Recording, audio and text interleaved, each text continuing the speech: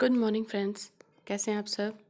आज हम करेंगे हिंदी साहित्य के इतिहास में आदिकाल।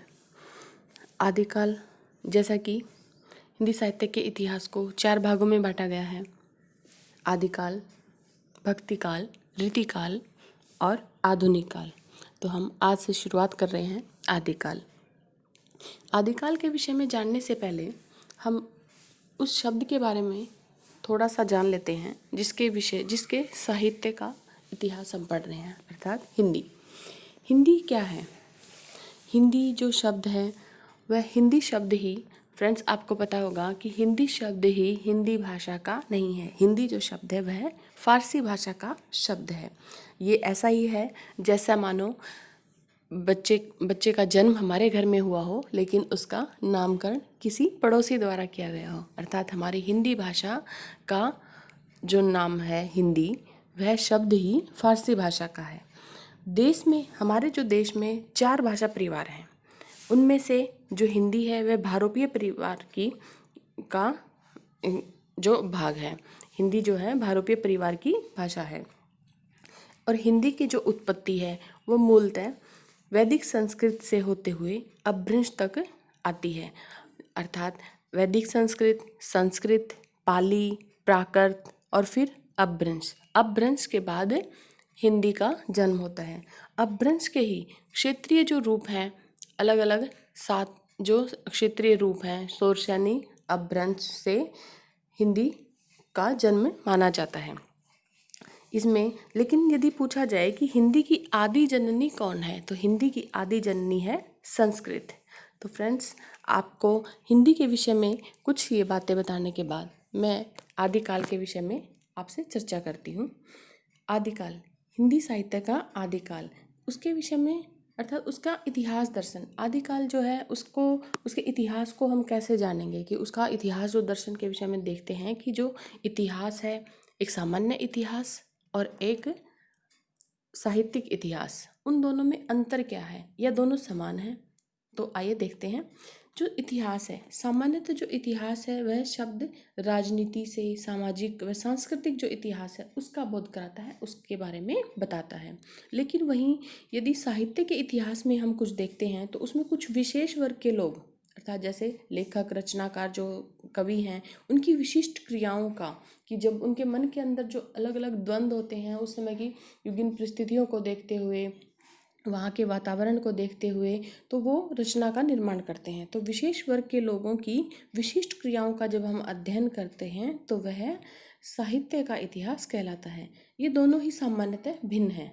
ये दोनों ही भिन्न हैं, समान नहीं हैं। जो इतिहास है, इतिहास के प्रति हमारा जो भारतीय दृष्टिकोण है वह हमेशा आदर्शमूलक व अध्यात्मवादी रहा है। वहीं पाश्चात्य जो दृष्टिकोण है वह यथार्थवादी रहा। तो ये तो हुई साहित्य हमारे इतिहास के विषय में। अब देखते हैं साहित्य के इतिहास में अनेक विद्वानों ने भिन्न भिन्न तत्वों को, मूल्यों को महत्ता दी है कि जो साहित्य इतिहास और साहित्य के इतिहास, इन दोनों में अंतर देखते हुए कि इतिहास में हमने भारतीय दृष्टिकोण को माना है, लेकिन साहित्य के इतिहास में अनेक विद्वान हैं, उन्होंने भिन्न भिन्न तत्वों को, मूल्यों को महत्ता दी है। तो उनमें जो विद्वान हैं, एक विद्वान हुए फ्रेंच विद्वान टेन। इन्होंने साहित्य इतिहास के 3 तत्वों को महत्ता दी है। उनमें उन्होंने माना है जाति, वातावरण और क्षण विशेष। इसके आधार पर वे कहते हैं कि जो साहित्य है उसके इतिहास को समझने के लिए उससे संबंधित जाति की जो परंपराएं हैं, जातीय जो परंपराएं हैं, या वातावरण के लिए देखें तो राष्ट्र और सामाजिक जो वातावरण है उसको समझना है। क्षण विशेष अर्थात कि उस समय की जो परिस्थितियां हैं उनका अध्ययन, विश्लेषण आवश्यक हो जाता है। तो यहाँ पर उन्होंने जाति, वातावरण और क्षण विशेष को ही महत्व दिया है। लेकिन इसकी आलोचना हडसन करते हैं। हडसन ने उनकी आलोचना यह कहते हुए की कि उन्होंने जाति, वातावरण और क्षण विशेष की महत्ता को स्वीकारते हुए कवि के व्यक्तित्व व उनकी प्रतिभा को महत्व ही नहीं दिया। अर्थात हडसन जो है उनकी आलोचना करते हैं और कवि के व्यक्तित्व व उसकी प्रतिभा को भी महत्व देते हैं। वहीं तीसरे जो विद्वान हुए एएच कॉफे, उन्होंने युगीन चेतना को महत्व दिया। युगीन चेतना उस युग की चेतना, उस युग के आधार पर, उस युग की जो परिस्थितियां हैं, युगीन परिस्थितियों के आधार पर उन्होंने उसको महत्व दिया। लेकिन उसके उपरांत हुए हमारे गणपति चंद्र गुप्त। गणपति चंद्र गुप्त जी ने 5 तत्वों को महत्व दिया है। उन 5 तत्वों में है प्राकृतिक सृजन शक्ति, परंपरा, वातावरण, द्वंद्व और संतुलन। प्राकृतिक सृजन शक्ति होती है कि किसी भी रचनाकार की नैसर्गिक जो प्रतिभा है, नैसर्गिक जो प्राकृतिक अर्थात कि उसकी नैसर्गिक जो सृजन शक्ति है, उसका रचना का निर्माण करने की जो उसकी शक्ति है, उसकी जो प्रतिभा है, उसको उन्होंने महत्व दिया। परंपरा से हम समझ सकते हैं कि साहित्यिक व जो सांस्कृतिक जो परंपराएं हैं, परंपरा जैसे कि रहस्यवाद की जो भावना है, रहस्यवाद संध्या भाषा में जो प्रतीकों की भाषा है, सिद्धों में, वही आगे कबीर जी ने भी अपनाई और उसके बाद छायावाद तक चली जाती है। तो ये क्या है? परंपरा। इसी तरह परंपरा का वहन होता रहता है, तो परंपरा का भी उन्होंने को महत्व दिया। वातावरण, वातावरण से उनका अभिप्राय है कि उस समय जो यहाँ की युगीन प्रवृत्तियाँ हैं, परिस्थितियाँ हैं तथा उनकी जो चेतना, उसको उन्होंने माना, उसको आधार मानकर। और द्वंद्व, द्वंद्व से वे कहते हैं कि जिस तरह से जो भी रचनाकार है उसके मन के अंदर व बाहर जो सामाजिक परिस्थितियाँ हैं, राजनीतिक परिस्थितियाँ हैं या उस समय की जो परिस्थितियाँ हैं, उन सबको देखते हुए उसके मन के अंदर और बाहर द्वंद्व होता है। और वास्तव में जो रचनाकार है उस द्वंद्व के कारण ही रचना करता है। कोई भी वह द्वंद्व से प्रभावित होकर ही, जो द्वंद्व ही जो साहित्यकार है उसकी मूल प्रेरणा होता है। किसी स्थिति विशेष, व्यक्ति विशेष के अंतर से जो द्वंद्व का क्षेत्र है वह भी बदलता रहता है।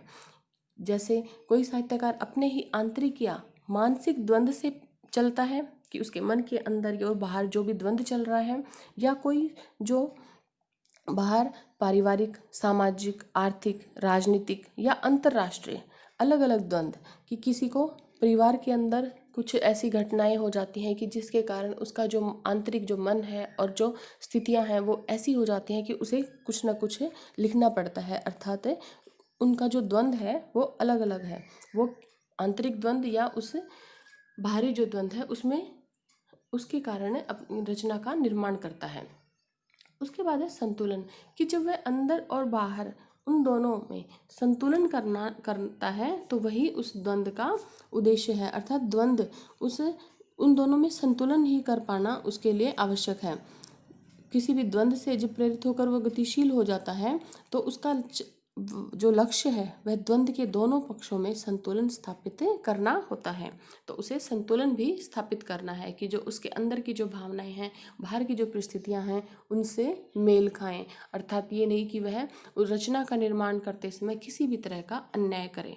तो ये उन्होंने, गणपति चंद्र गुप्त जी ने इन 5 तत्वों को महत्व दिया: प्राकृतिक सृजन शक्ति, परंपरा, वातावरण, द्वंद्व और संतुलन। इसके उपरांत हम देखते हैं इतिहास जो लेखन है, इतिहास का जो लेखन किया गया, इतिहास लिखा गया, उसमें किन किन पद्धतियों को अपनाया गया। उनकी पद्धतियाँ क्या थी? उनकी जो पद्धतियाँ थी, वर्णानुक्रमी पद्धति, कालानुक्रमी पद्धति और वैज्ञानिक पद्धति और विधेयवादी पद्धति। वर्णानुक्रमी जैसे कि देख रहे हैं, वर्ण के अनुसार, वर्णानुक्रमी वर्ण जिसमें जो लेखक हैं, कवि हैं, उनका विवरण नाम के वर्ण के अनुसार दिया जाता था। जैसे उसमें कबीर और केशव का जो विवरण है वो एक साथ दे दिया, क्योंकि उसमें वर्ण के अनुसार दिया जा रहा है। जबकि कबीर जो हैं वो भक्ति काल से संबंधित हैं और केशव रीतिकाल से, लेकिन उनके वर्णानुक्रम पद्धति के कारण वो दोनों एक ही पंक्ति में खड़े हो जाते हैं। तो इस जो ये पद्धति है, वर्णानुक्रम पद्धति, इसमें इतिहास लेखन का कार्य गारसा दत्तासी व सिम सिंह सेंगर इन्होंने किया। लेकिन इन्हें इतिहास ग्रंथ कहना अनुचित माना जाता है, क्योंकि कहा जाता है कि इसमें दोष क्या है कि दोनों ही किसी को भी किसी काल के अनुसार नहीं बांटा जा सकता, क्योंकि ये वर्णानुक्रम पद्धति है। उनका जन्म वर्णन क्या है, कब वो किस श्रृंखला में, किस पद्धति में रखे जाएं, ऐसा इसमें करना अनुचित है। ऐसे जो ग्रंथ हैं उन्हें साहित्यकार जो है कोश तो कह सकते हैं, साहित्यकार के कोश तो कहे जा सकते हैं, लेकिन उन्हें ग्रंथ कहना अनुचित है। उसके उपरांत है कालानुक्रमी पद्धति। कालक्रम के अनुसार कालक्रम के अनुसार जो पद्धति लिखी गई उसमें, अर्थात ऐतिहासिक जो कालानुक्रम, उसमें तिथि से जो कवि हैं, लेखक हैं, रचनाकार हैं, उनका वर्णन उनकी जन्म तिथि के आधार पर किया गया। और इसमें किस किस ने जो इतिहास लेखन का कार्य किया? जॉर्ज ग्रेशन व मिश्र बंधुओं ने इसे अपनाया। जॉर्ज जो ग्रेशन है, उन्होंने the modern vernacular literature of Hindustan, और मिश्र बंधुओं ने अपनी रचना मिश्र बंधु विनोद में इसका परिचय दिया है, अर्थात इसे पद्धति को अपनाया है। लेकिन ये जो पद्धति है ये भी पूर्ण रूप से दोषमुक्त नहीं है, इसमें भी युगीन परिस्थितियों का विश्लेषण का अभाव माना जाता है। उसके बाद है हमारा वैज्ञानिक पद्धति। तीसरी जो पद्धति है वैज्ञानिक पद्धति। ये जो पद्धति है इसमें इतिहास लेखक पूर्णतः निरपेक्ष रहकर और तटस्थ रहकर तथ्यों का संकलन करता है कि, लेकिन इस पद्धति में किसी भी इतिहास ग्रंथ की रचना नहीं की गई, क्योंकि ये उपयुक्त तो प्रतीत होती है, लेकिन किसी भी रचनाकार के लिए पूर्ण रूप से निरपेक्ष होना, तटस्थ रहना, कोई भेदभाव न करना, इस तरह का कार्य संभव प्रतीत नहीं होता। शायद इसीलिए इसमें कोई भी किसी भी रचना का निर्माण नहीं किया गया। इसके बाद फोर्थ है हमारी विधेयवादी पद्धति। यह जो पद्धति है ये सबसे उपयुक्त मानी जाती है और इसके जन्मदाता वेन कहे जाते हैं। विश्व इतिहास में इसके जन्मदाता वेन कहे जाते हैं, लेकिन हिंदी साहित्य में इस पद्धति का सूत्रपात शुक्ल जी ने किया। शुक्ल जी ने अपने हिंदी साहित्य का इतिहास नामक जो ग्रंथ लिखा वह इसी पद्धति के आधार पर उन्होंने लिखा है। और इसमें जो कवियों की प्रवृत्तियां हैं उनका विश्लेषण तद्युगीन उस समय की जो परिस्थितियां हैं उनमें ही किया है, उनके अनुसार ही इसको किया गया है। तो इसमें हमने देखा कि उनमें सबसे पहले हमने देखा कि हिंदी जो है वो किस भाषा का है? फारसी भाषा का शब्द है। उसमें देश वह किस परिवार से आती है? हिंदी बहुरूपीय परिवार की भाषा है। उसके बाद हमने देखा उसकी उत्पत्ति जो है वो शौरसेनी अपभ्रंश से मानी जाती है, लेकिन उसकी आदि जननी जो है वो संस्कृत है और अपभ्रंश से उसका जन्म माना जाता है। फिर हमने देखा आदिकाल। आदिकाल में हिंदी साहित्य का जो इतिहास दर्शन है, इतिहास दर्शन में हमने कि किस प्रकार से इतिहास और सामान्य इतिहास व साहित्य के इतिहास में क्या अंतर है और किन किन विद्वानों ने किन किन तत्वों को महत्ता देते हुए किस आधार पर साहित्य के इतिहास का वर्णन करना चाहा, किस किस तत्वों को उनमें सम्मिलित किया है। उसके बाद हमने देखा इतिहास लेखन की पद्धतियाँ, इतिहास को किन किन पद्धतियों में लिखा गया।